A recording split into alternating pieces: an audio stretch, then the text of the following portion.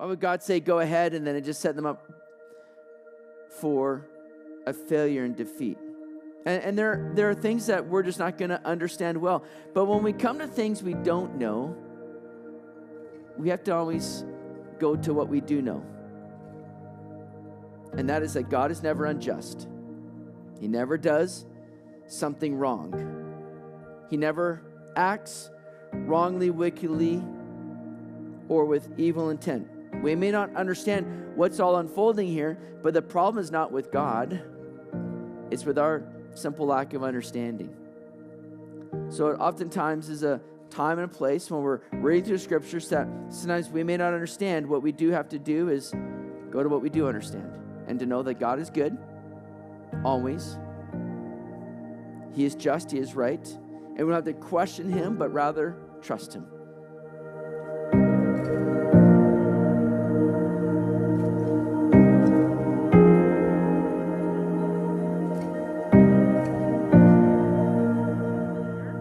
So grab your Bibles and make your way to Judges chapter 20. We're going to cover a couple chapters here tonight as we wrap up this very intriguing study. Hasn't it been? Especially these last few chapters that we've been in, for sure. It's not a book that leads us in a place getting better and better, but really showing the condition of Israel and the state that things are in. And chapter 19 dealt with a disgraceful act causing the death of a man's wife, a Levite, traveling through with his concubine, stops in Gibeah, and men ask for the Levite to come out, and the Levite hands his concubine over to these men that do a disgraceful act, and then that led to another horrible act, which leaves you wondering how anyone can sink to this sort of action. It's horrendous, and it's meant to shake you to your core to realize the depth of sin that happens when a nation, when a people walk away from God's ideal. That's what the book of Judges, leading to the end here now, is really focusing on. Because when we finish chapter 19 and we read about a concubine and a number of men that just have their way with her one night, leaving her to death, and then the Levite, the husband, cutting her up and delivering parts of her to all the tribes of Israel, you look at this and you go, what is going on? How can it get any worse? Well, this is the condition, the fallout of sin, and it's meant to rock us here. One group's deplorable act is going to eventually lead, now in the remaining chapters, to the death of 65,000 people in chapter 20. And what we see here is that sin just has far-reaching consequences, which we can never underestimate. And when we're thinking we can play around with sin, mess around with sin, walk away from what God really has and think that everything's just going to be hunky-dory, we're in for a shock. And that's what Judges is revealing to us here. So these last three chapters that we're looking at here, if we were to provide an outline for you, this is a great outline to see these last two chapters. Benjamin's perversion, because remember this happened in the tribe of Benjamin in Gibeah. We see Benjamin's perversion. Then in chapter 20, Benjamin's purge, as judgment needs to be meted out. And then Benjamin's preservation in chapter 21. That's kind of what we're seeing as we go through these chapters. We covered chapter 19 last time. Chapter 20 now, verse 1 says, "So all the children of Israel came out from Dan to Beersheba, as well as from the land of Gilead, and the congregation gathered together as one man before the Lord at Mizpah. And the leaders of all the people, all the tribes of Israel, presented themselves in the assembly of the people of God, 400,000 foot soldiers who drew the sword." So what we're seeing again now is the response and the reaction of Israel. When in chapter 19, that Levite took a knife, cut up his concubine, divided her into 12 pieces to all the territories of Israel. Verse 30, "And so it was that all who saw it said, 'No such deed has been done or seen from the day that the children of Israel came up from the land of Egypt until this day. Consider it, confer, and speak up.'" So here's the response now, where we see that the children of Israel all gather themselves, right from Dan to Beersheba. And that's, if you want to look at a map here, you'll see Dan way up to the north here. You see Dan way up there, and then Beersheba way down here. And it's a way now specifying basically like we're encompassing all the territory of Israel. And then it also mentions, as well as from the land of Gilead in verse 1. Now let me bring up another map for us here that kind of clarifies this again. Here's Gilead over here on the east side of the Jordan River. Once again, you got Dan up to the north. You got Beersheba right down to the south here of Israel. So all these regions, right from the far east to the coast of the Mediterranean, from the north to the south, all the people gathered. It was encompassing the whole land. All people in a great army came out, numbering 400,000 soldiers, all of which could really, do damage with a sword. All of which said they drew the sword. They're wielding the sword very craftily and well. Now, it's interesting that the author of Judges here is really highlighting something for us. 3 times we see it. It's mentioned here in verse 1. It's mentioned also in verse 8 and 11, where it says that they gather together as one man. All right? Right there at the end of verse 1, they gather together as one man. You'll see it again in verse 8 and verse 11. So he's really highlighting this unity that Israel is coming together in coming against this tragedy that's happened and coming to really, again, like I said, meet out this judgment. Yet we're going to see that one tribe is going to take a very different action and is going to greatly cost the unity of Israel, which is actually going to lead to a civil war that we're going to see in chapter 20. Very sad. We get a hint of this right off the bat, because though Benjamin seems to know about the meeting in Mizpah, they decide not to go. Look at verse 3. Now, the children of Benjamin heard that the children of Israel had gone out to Mizpah. Now, no doubt they've known of this meeting. The invites have gone out, but they're not showing up. Then the children of Israel said, "Tell us, how did this wicked deed happen?" So here's the meeting coming down here now. And so the Levite, verse 4, the husband of the woman who was murdered, answered and said, "My concubine and I went into Gibeah, which belongs to Benjamin, to spend the night. And the men of Gibeah rose against me and surrounded the house at night because of me. They intended to kill me, but instead they ravished my concubine so that she died. So I took hold of my concubine, cut her in pieces, and sent her throughout all the territory of the inheritance of Israel, because they committed lewdness and outrage in Israel. Look, all of you are children of Israel. Give your advice and counsel here and now." So the people all gather together. There's a great multitude, 400,000 of them. They want to know more about what happened, because each tribe has received this kind of, telegram for them, an ear, a nose, a finger, a toe. They've received this cut up concubine, and it's gotten their attention. It shook them to the core, as it should us. Consider, confer, and speak up. And so now they're all coming together, wanting to know what in the world has necessitated this kind of action being taken. So the Levite now begins to share his tragic story. He's traveling along. He comes to Gibeah in the tribe of Benjamin. So Benjamin is the big focus here. Comes to Gibeah in the tribe of Benjamin. Let me bring up that map again, just so you kind of can see again. So we got Benjamin. We got Gibeah, Gibeah. And that's a little bit more clear over on this map here. So here's Gibeah. They're gathered together in Mizpah right here. So we can see kind of the region, and the tribe of Benjamin is encompassing this kind of area right here. That's the tribe of Benjamin. So here's where all this is kind of taking place. And so the Levite begins to share his tragic story. We're traveling through. We stop in Gibeah. A man brings us into his home. But then these men come out and they begin to beat on the door. And there's a little bit of revisionism going on here. Because now this man, the Levite, is beginning to share, and he's saying that they're coming, after me. They wanted to take me. They intended to kill me. But instead they ravaged my concubine. What really happened is this Levite basically takes his concubine and just hands her off to the men beating down the door. He's making himself out to be the victim, where he's one that could have easily protected his concubine more. It seems that he was just rather callous towards her and brings her out to them, as we read in verse 25 of chapter 19.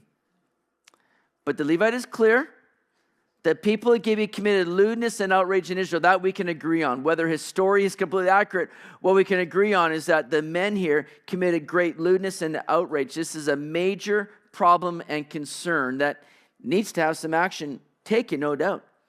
This is a punishable by death crime. But notice what's happening here, because it's going to be repeated in this chapter. The Levite is seeking advice, but nobody seems to be taking this to the Lord. Because in verse 7, again, he says, look, all of you are children of Israel. Give your advice and counsel here and now. Let's figure out what to do. And yet, what the immediate response should have been, let's seek the Lord over these matters. What is the Lord calling us to do? The Levite wants the people's advice, but he should be asking for the Lord's counsel. Again, we're going to make a quick mess of things, aren't we, if we're going off on our own wisdom and counsel and not allowing the Lord to lead us in what he has for us. We're going to quickly make more of a mess of things. Things are already, you think, can't get much messier, but just wait. We're not done yet. Verse 8. So all the people arose as one man. There's that one man again. There's this unifying action taking place, and yet we're going to see the tragedy is going to befall one tribe here. People arose as one man, saying, none of us will go to his tent, nor will any turn back to his house. But now this is the thing which we will do to Gibeah. We will go up against it by lot. We will take 10 men out of every 100 throughout all the tribes of Israel, 100 out of every 1,000, and 1,000 out of every 10,000, to make provisions for the people, that when they come to Gibeah and Benjamin, they may repay all the vileness that they've done in Israel. Verse 11. So all the men of Israel were gathered against the city, united together as one man. How quick we can be to make our own plans and be those that are quick to say, here's what we're going to do. We're going to do this, then we're going to go there, then we're going to handle it this way. They're all looking at this right again. None of us are going to go back to the tent. None of us are going to go home until we figure out what we're going to do right now. That's kind of what they're doing. And they're making these plans. And we're so quick, aren't we, to kind of think of a situation we might be in. Maybe it's a bit of a difficulty, a bind that we're going, we got to get out of this. What are we going to do? Here's what we're going to do. And we're quick to just say, here's what's going to happen, Lord, bless it. And yet, what we really need to do is ask God, what do you want me to do? Lord, I want to be careful. I'm not taking steps of my own accord and out of my own wisdom. Lord, what are you calling me to do? How are you directing me or us in this situation? And you can be sure that when we start with that sort of prayer and wait for God to direct, we're going to spare ourselves a lot of trouble. I'm sure many of us can attest that and say, hey, I know that by experience. Because I know when I stepped out doing things that I think is the right way, I go, man, that was a wrong choice. That was my own counsel, and I should have waited on the Lord's counsel. Now, in making their own plans, Israel decides to take 10% of their men, as we saw their men of war, their men that can wield the sword. We'll see it again in verse 17. These men are selected from 11 tribes. As again, Benjamin's not included in this. Benjamin doesn't show up. So they've gathered an army of 400,000 who can handle a sword. They are ready for business. They're ready for a fight. And again, we see in verse 8 and 11 the emphasis that they are united as one man. And again, they may be united in their plans, but sadly they're not united with God's plans. And though they feel strengthened in numbers and in unity, numbers are no indication you're doing what is right. They could have all said, hey, we all agree. We're standing as one man here. This is the majority opinion. We feel like this is the right way to go. But don't look to side with the majority. Always seek to side with what God desires. And you're always going to be on the right side when you side with God, no matter how large the majority might be. Verse 12.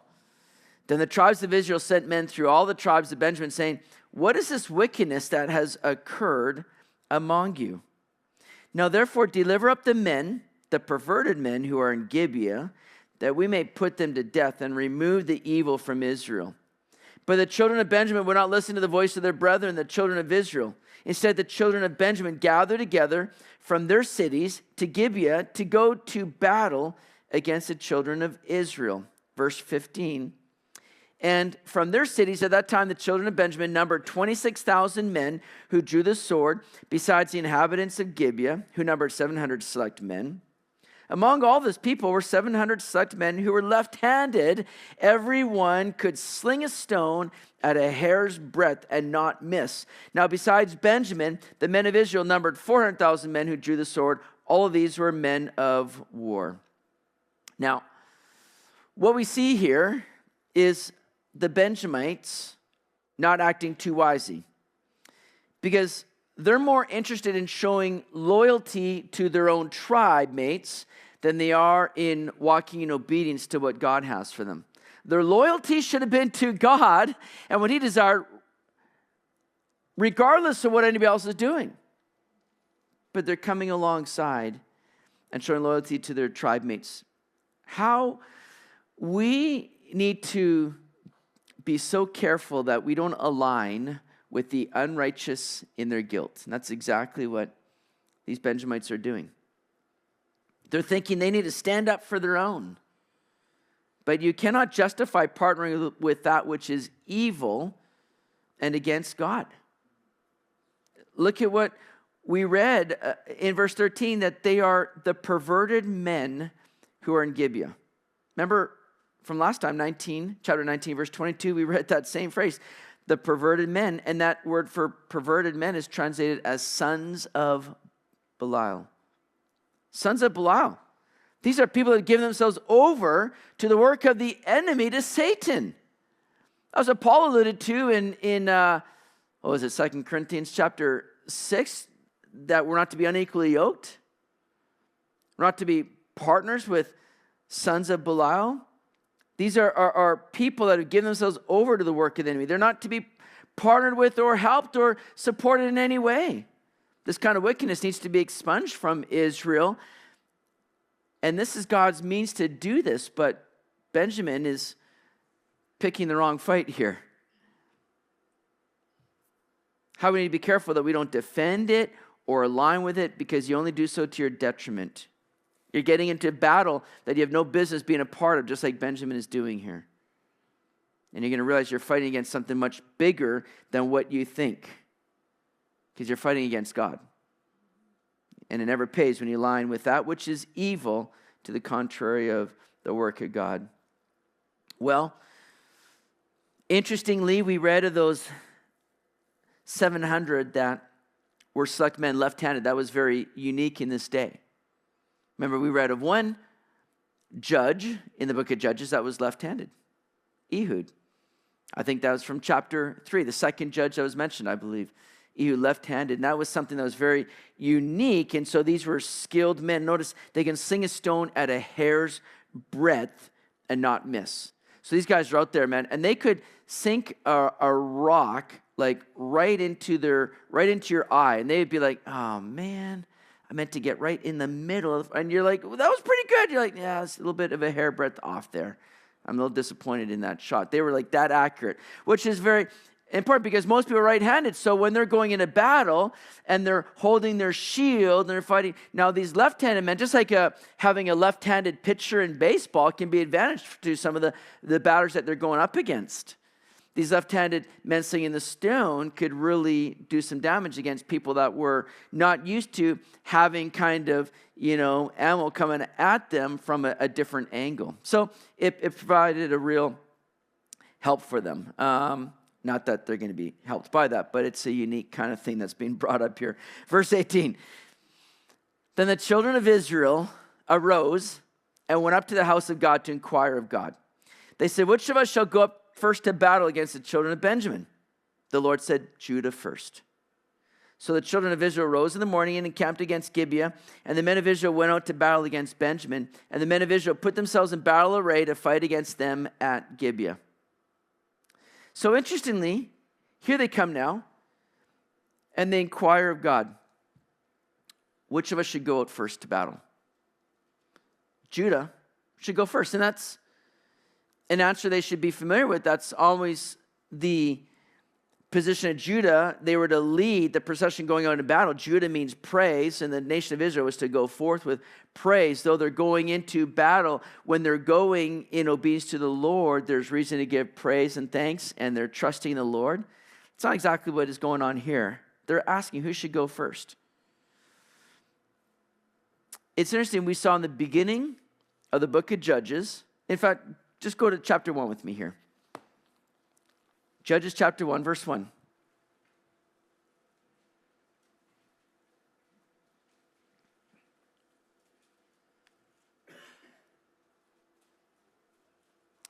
Judges chapter 1, verse 1. Now after the death of Joshua, it came to pass that the children of Israel asked the Lord, saying, who shall be first to go up for us against the Canaanites to fight against them? And the Lord said, Judah shall go up.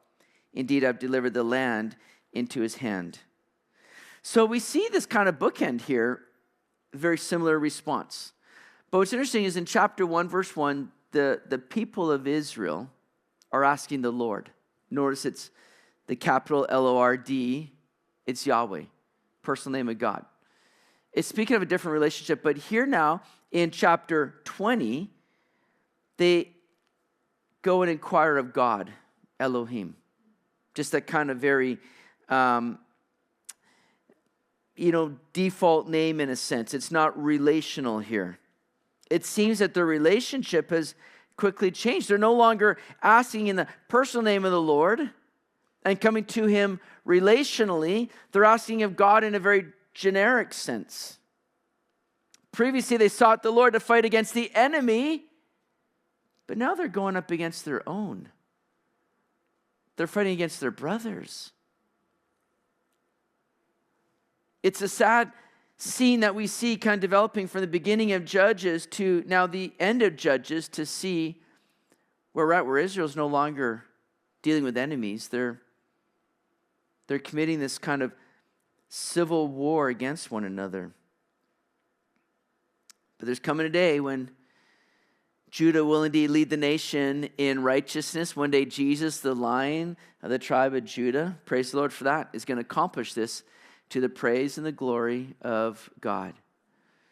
So here's the thing, they're asking the wrong question, right? They're asking, which of us shall go first to battle? They're asking the wrong question. They should be asking, should we go up to battle against the children of Benjamin? That's the question they need to be asking here. They inquired of God, but they've already made up their minds as to what kind of action they're going to take. They've already determined, we're going to battle. So God, bless it. Who should go first?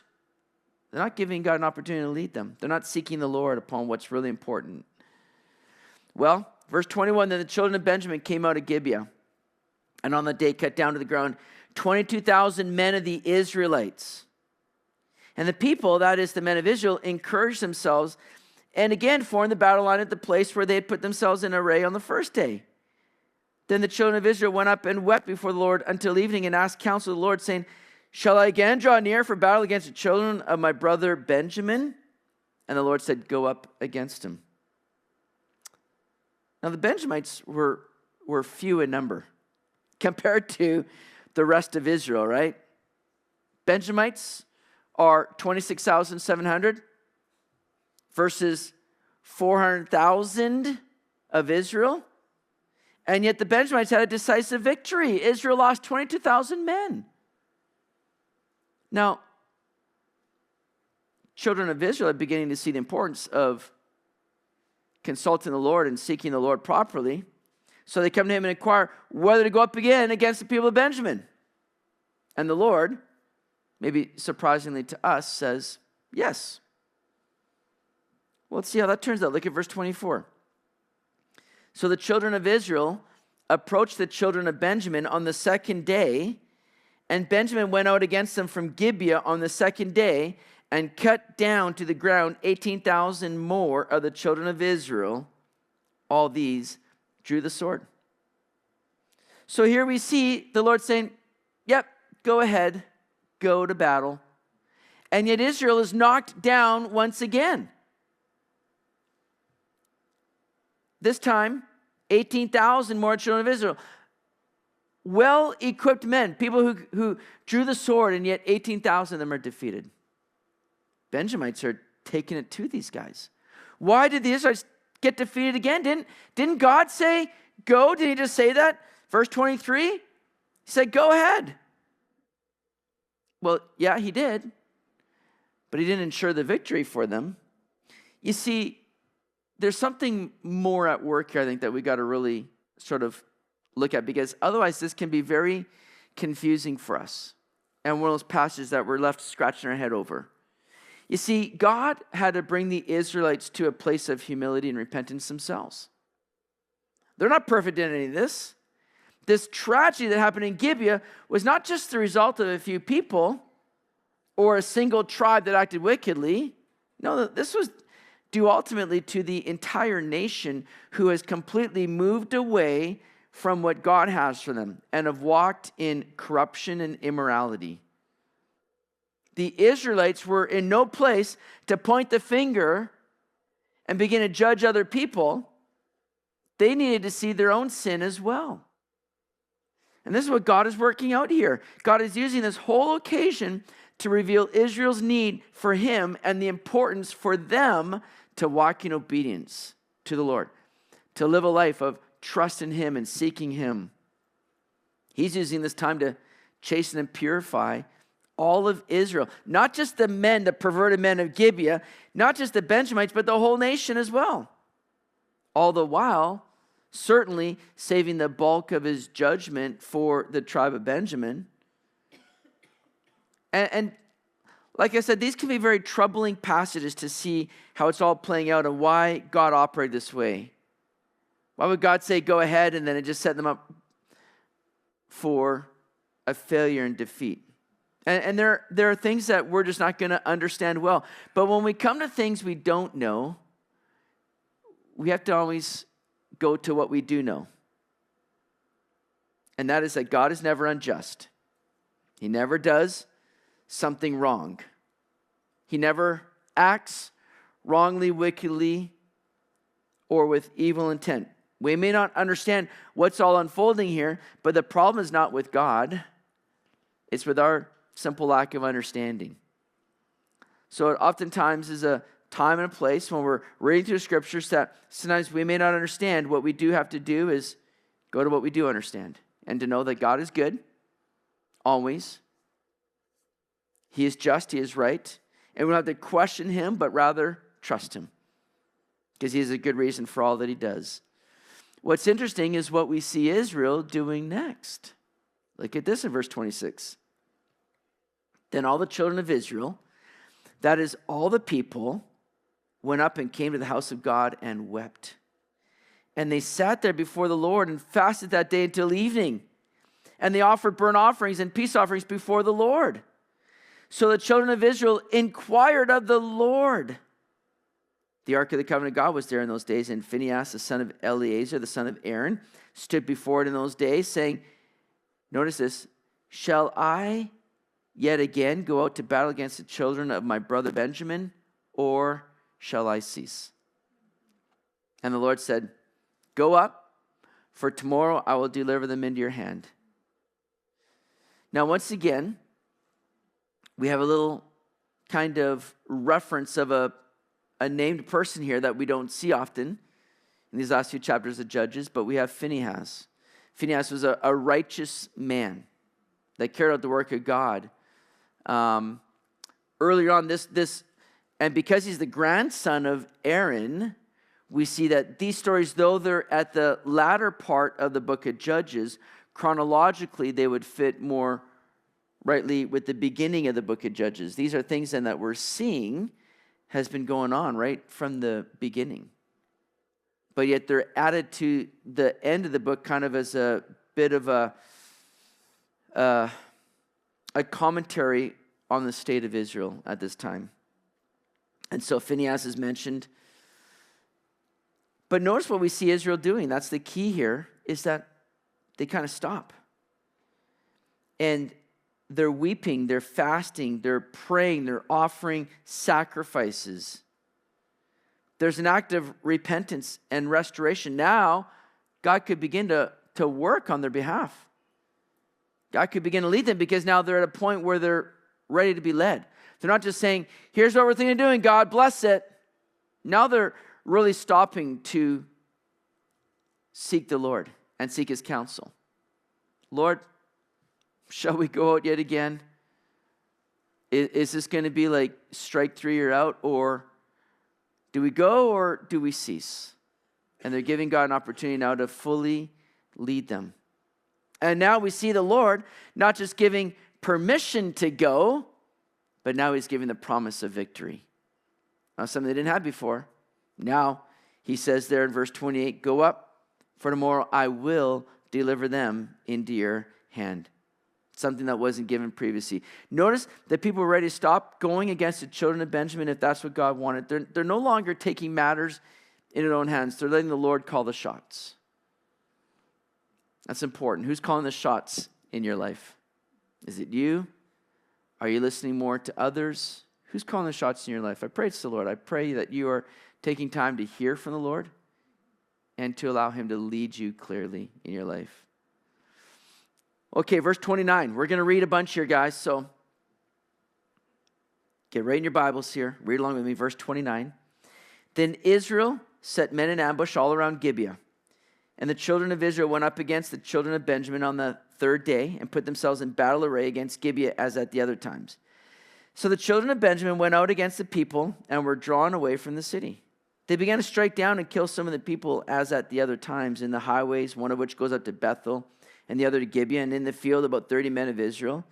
And the children of Benjamin said, they are defeated before us as at first. But the children of Israel said, let us flee and draw them away from the city to the highways. So all the men of Israel rose from their place and put themselves in battle array at Baal Tamar. Then Israel's men in ambush burst forth from their position in the plain of Gibeah, and 10,000 select men from all Israel came against Gibeah, and the battle was fierce. But the Benjamites did not know that disaster was upon them. Look at verse 35. The Lord defeated Benjamin before Israel, and the children of Israel destroyed that day 25,100 Benjamites. All these drew the sword. So the children of Benjamin saw that they were defeated. The men of Israel had given ground to the Benjamites because they relied on the men in ambush whom they had set against Gibeah. And the men in ambush quickly rushed upon Gibeah. The men in ambush spread out and struck the whole city with the edge of the sword. Now the appointed signal between the men of Israel. This is just giving again some, backing story of this here, repeating it. Verse 38, now the appointed signal between the men of Israel and the men in ambush was that they would make a great cloud of smoke rise up from the city, whereupon the men of Israel would turn in battle. Now Benjamin had begun to strike and kill about 30 of the men of Israel, for they said, surely they're defeated before us as in the first battle.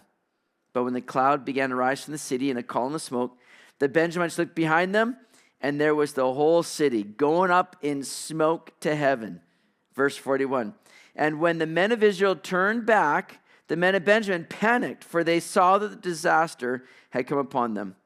Therefore they turned their backs before the men of Israel in the direction of the wilderness, but the battle overtook them, and whoever came out of the cities, they destroyed in their midst. They surrounded the Benjamites, chased them, and easily trampled them down as far as the front of Gibeah toward the east. And 18,000 men of Benjamin fell as all these were men of valor. So, interestingly here, Israel implements a very familiar strategy, an ambush. That was something we saw back in Joshua chapter 8 when they went up against the city of Ai. Perhaps they're getting into the word again, going, hey, man, let's see some previous victories that Israel has had. Maybe we can learn something here. But here we see a small group from Israel drew the Benjamites out of the city. The people of Benjamin thought that they had another easy victory before them as a few of the children of Israel began to fall. They're thinking, oh man, this Third time's a charm, man. We're really going to take it to him this time. But then out came a group of 10,000 to come against Gibeah, out from ambush. Once the Benjamites saw that their city had been taken, things were up in smoke. They knew they'd been defeated.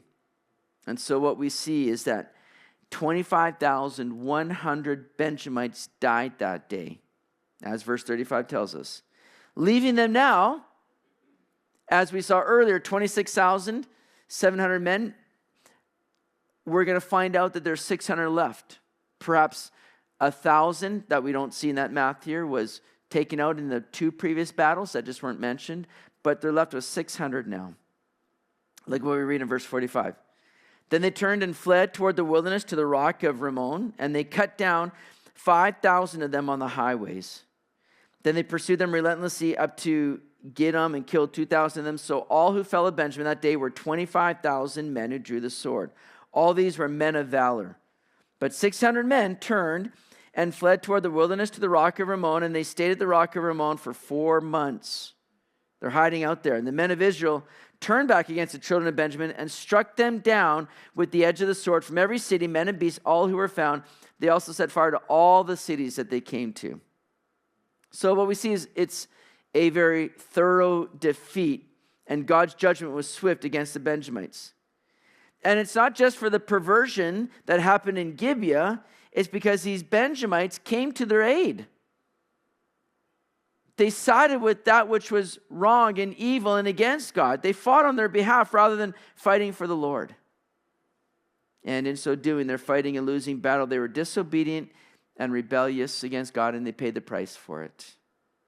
So here's 600 left, a small remnant of this tribe of Benjamin that's hiding out for 4 months there at the rock of Rimmon. Now look at verse 1 of chapter 21. Now the men of Israel had sworn an oath at Mizpah, saying, none of us shall give his daughter to Benjamin as a wife. Then the people came to the house of God and remained there before God till evening. They lifted up their voices and wept bitterly and said, O Lord God of Israel, why has this come to pass in Israel that today there should be one tribe missing in Israel? This is almost humorous if it wasn't so sad. Because the men of Israel have taken part in decimating the tribe of Benjamin, but now they're sorry that there's going to be one less tribe among them. And they get a crowd to the Lord, oh Lord, why has this happened? It's because you went headstrong and had taken them out. And you wiped them out to where there's only a few left. They failed to see the ramifications of their actions. And it's so true how we can be so quick to take action and not think through the potential consequences. It's so important that as believers, we're weighing everything out carefully and wisely before the Lord. Because so often, the enemy would love to blind us and it really causes us to overlook the harm of sin, the consequences, the fallout of sin. We're seeing a huge fallout here in these chapters because of a few people's actions. We rarely take time to count the cost of our sin and the damage it brings, and how we need to weigh those things before the Lord and say, why would I ever go down this path that's not of you? Because the harm and the damage that comes is never worth it. So the people of Israel, as we read here in these first 3 verses, had taken an oath. And most likely when they all gathered originally to Mizpah to figure out what they're going to do, they took an oath and said, we're definitely not giving our daughters to the people of Benjamin, that's for sure. So they took this oath, and it's a very binding oath. And they're grieving now that they've said it. This is why we're not to arbitrarily make oaths or vows, because God is a God of his word, and we are to be as well. So look at verse 4. So it was on the next morning that the people rose early and built an altar there and offered burnt offerings and peace offerings. The children of Israel said, who is there among all the tribes of Israel who did not come up with the assembly to the Lord? For they made a great oath concerning anyone who had not come up to the Lord at Mizpah, saying, he shall surely be put to death. So here's another oath that's mentioned. which said that whoever did not join in the battle, whatever city, town, tribe did not come and join us, they're going to be put to death. Because remember, all Israel was summoned. All the tribes saw a piece of the concubine delivered to them. So now Israel is looking at who else needs to be purged. Now they're fresh off of mourning the outcome of their attack against the tribe of Benjamin. Now they're ready to put more to death. It just doesn't really make a lot of sense. But such is the case when everyone is doing what is right in their own eyes. And that's what we see at the end of the book of Judges here. None of this seems to be the direction of the Lord, but rather what they feel is the right thing to do. Well, verse 6 says, and the children of Israel grieved for Benjamin their brother and said, one tribe is cut off from Israel today. What shall we do for wives for those who remain, seeing we have sworn by the Lord that we will not give them our daughters as wives? And they said, what one is there from the tribes of Israel who did not come out to Mizpah to the Lord? And in fact, no one had come to the camp from Jabesh Gilead to the assembly. For when the people were counted, indeed, not one of the inhabitants of Jabesh Gilead was there. So now they have their solution. We're going to go against Jabesh Gilead. And Jabesh Gilead is a town east of the Jordan River. Again, right over here to the east, Jabesh Gilead. They didn't show up for battle, so they become the next targeted people. Here's their plan. Here's what they end up doing. Look at verse 10. So the congregation sent out there 12,000 of their most valiant men and commanded them, saying, go and strike the inhabitants of Jabesh Gilead with the edge of the sword, including the women and children. And this is the thing that you shall do. You shall utterly destroy every male and every woman who has known a man intimately. So they found among the inhabitants of Jabesh Gilead 400 young virgins who had not known a man intimately, and they brought them to the camp at Shiloh, which is in the land of Canaan. Then the whole congregation sent word to the children of Benjamin who were at the rock of Rimmon and announced peace to them.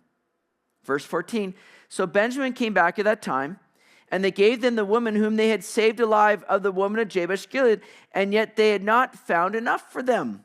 And the people grieved for Benjamin because the Lord had made a void in the tribes of Israel. So remember, there's 600 men. They now have 400 women. They bring them. They make peace with the people that are still hiding out the rock of Rimmon, and they bring the 400 wives now or women to them, and they're all going, well, that's just not quite gonna suffice here. Not quite gonna be enough. And the people are now mourning again. Oh man, the tribe of Benjamin is gonna be cut off. 400 women are not enough to kind of see this tribe survive and provide, offspring to see that name continue on. Now, look at what we read in verse 16. Then the elders of the congregation said, what shall we do for wives for those who remain, since the women of Benjamin have been destroyed? And they said, there must be an inheritance for the survivors of Benjamin, that a tribe may not be destroyed from Israel. However, we cannot give them wives from our daughters, for the children of Israel have sworn an oath, saying, cursed be the one who gives a wife to Benjamin. Verse 19.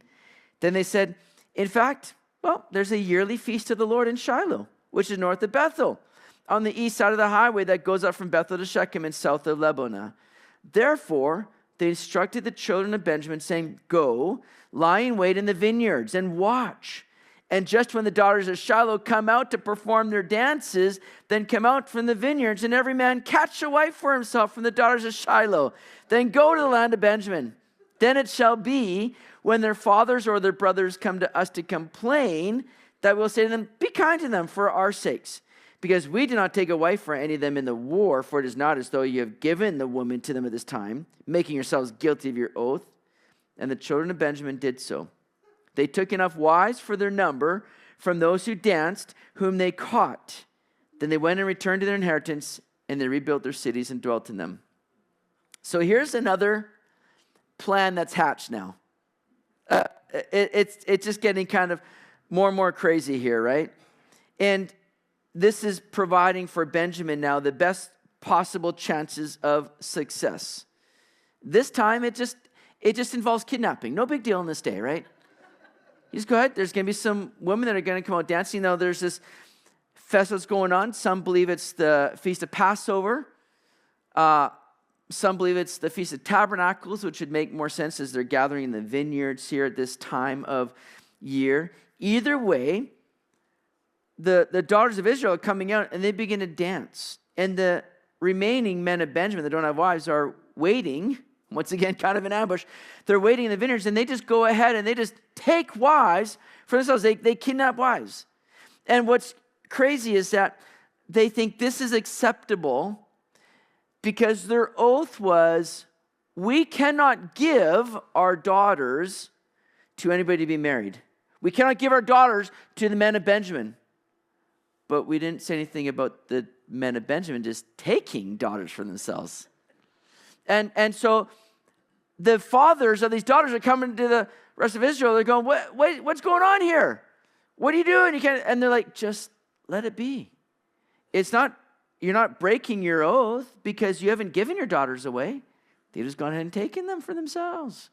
All is well. And you begin to see the lunacy of legalism that's only going to become more outlandish and practiced by the religious leaders that we're seeing in Jesus' day as we're going through the book of Matthew, and we're seeing Jesus having to confront the lunacy of legalism within the religious leaders who had all these different things that they said, oh, we cannot do that. We got to uphold the law so precisely. But in their upholding of the law, they had all these kinds of shortcuts or loopholes to get around it to kind of meet their own needs. And so they thought they were living very uprightly and righteously, but yet they were overlooking greater error just to fulfill this sense of upholding the law. In this case, it's to fulfill their vow. Oh, we'll go ahead and do some other crazy, wrong stuff. We'll overlook that as long as we can say, we've upheld our vow. And that's exactly where legalism takes people. Is that they get so kind of narrow-minded and bent on, well, we've got to do this, and in so doing, they oftentimes just create more problems or they break things in other ways. And the people of Israel are doing just that here. And we see that just being perpetuated throughout time right up until Jesus' day. Well, verse 24. So the children of Israel departed from there at that time, every man to his tribe and family. They went out from there, every man to his inheritance. In those days, there was no king in Israel. Everyone did what was right in his own eyes. And that's how this book ends. That's been repeated several times in the last number of chapters through the book of Judges to remind everybody that there was no king in Israel. The problem was they had the greatest king in God who was to rule over them. But they're failing to give him that place. They're failing to come under the rule and the reign of Yahweh. And in so doing, they're doing their own thing. They're doing what's right in their own eyes. And it's a grim reality here at the end of the book of what is taking place. And what we're called to do is to do what is right in God's eyes. Then and only then will we experience a life that is free from the pain and torment that sin brings. How do we know what is right in God's eyes? By being in his word, by being in the truth, to know this is what God has for me. Lord, help me to obey your word. Help me to obey you. May I not be one that's trying to find my own way or rationalize the right thing to do based on what I think. But Lord, may I be quick to seek you and look to you. What's interesting is that the theme of the book of Joshua, you could say, was victory through faith. Whereas it didn't take long to move in the book of Judges where we see the theme compromise or failure through compromise. They've come from victory through faith to now failure through compromise. It's a lesson we all need to learn, that when we get away from God's ideal, we're heading for failure. Don't kid yourself. Don't think that you can get away with it and just be comfortable in that path of sin or doing what's right in your own eyes. See, it's only when Israel and only when we allow the Lord to truly rule us and be our king that we're going to experience the peace and blessing that he has for us. Well, let's look at a few points to ponder here. As we've seen in our study tonight, being quick to launch into action before seeking counsel from the Lord is a recipe for disaster. Let's be those that seek him first. Seek him always. Secondly, it can be so easy to see the sin in others and come down with judgment, but make sure that you are not hiding sin in your own life. Walk in humility. The people of Israel did that to begin with and just said, Lord, may we be humble here. May we not think that we've got it all together, because so much of what was going on in the land was a result of a whole nation that's walked away from the Lord. Thirdly, don't make up for wrongs by doing more wrong. See how the Lord wants you to make things right, and be sure to do it his way and not your way.